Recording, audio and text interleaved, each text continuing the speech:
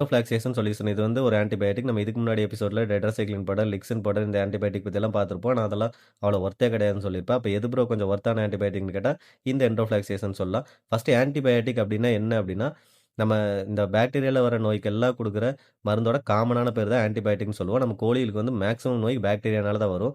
அதனால நம்ம இந்த ஆன்டிபயோட்டிக்ஸ் பத்தி தெரிஞ்சு வச்சுக்க வேண்டியது ரொம்ப முக்கியம்.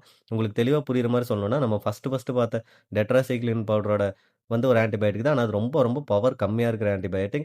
இப்ப அதுக்கடுத்து பார்த்த லிக்சின் பவுடர் வந்து அத விட கொஞ்சம் பவர்ஃபுல்லான ஆன்டிபயோட்டிக்.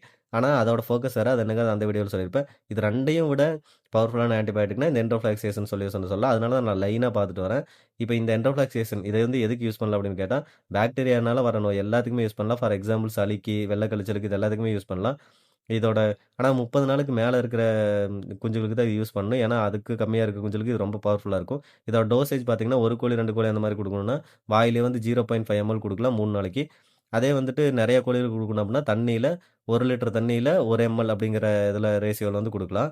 இப்ப இதுதான் வந்து இருக்கிறதுலயே பவர்ஃபுல்லான ஆன்டிபயோட்டிக்கா ப்ரோ அப்படின்னு கேட்டா, அப்படி கிடையாது. இது வந்து எது வரைக்கும் யூஸ் பண்ணலாம்னா, சளி இந்த மாரி நோய் இது வரைக்கும் யூஸ் பண்ணலாம். இப்ப அந்த சளியே வந்துட்டு ரொம்ப முத்தி போச்சு அப்படின்னா, அத கொரைசான்னு சொல்லுவோம். அதுக்கும் இத வச்சு ட்ரீட் பண்ணலாம். ஆனா இது வந்து அதுக்கு பெஸ்ட்டானது கிடையாது. அதுக்கு வந்து இத விட பவர்ஃபுல்லான ஆன்டிபயோட்டிக் யூஸ் பண்ணணும். அது என்ன? அத எப்படி ட்ரீட் பண்ணணும் அப்படிங்கிறதெல்லாம் அடுத்த வீடியோல சொல்றேன். அது எல்லாத்தையுமே தெரிஞ்சுக்கணும்னா நம்ம பேஜ கண்டிப்பா ஃபாலோ பண்ணி வச்சுக்கோங்க.